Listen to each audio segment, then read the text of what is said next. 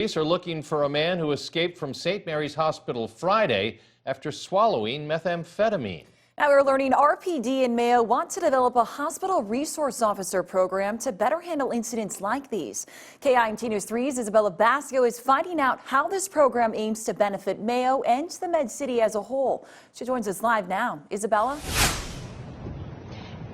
One police officer tells me that they respond to at least 500 calls at Mayo each year.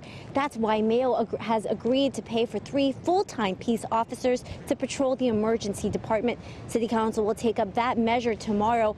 But does everyone agree that Mayo should have 3 full-time officers to help out? Not necessarily.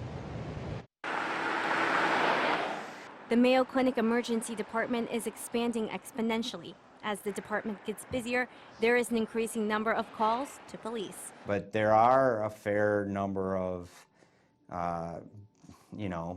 people that end up in the ER, mostly probably with mental health or chemical issues that go for medical reasons but become a police issue when there's an assault. Captain Jeff Stillwell says the placement of officers in the hospital will mirror the placement of officers in the Rochester Public Schools. We just feel like our experience in the schools is that if you have somebody that knows the system and knows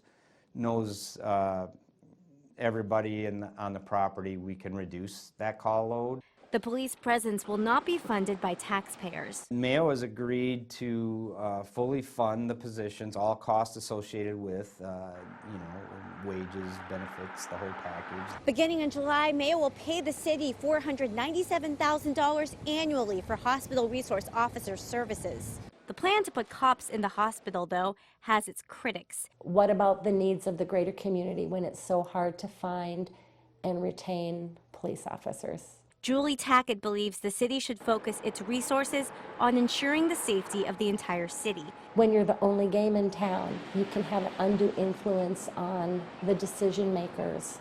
And it's important to remember we are the city of Rochester, home of the Mayo Clinic, not Mayo Clinic, Minnesota. It's the next step to how the whole sort of downtown will be policed in the future.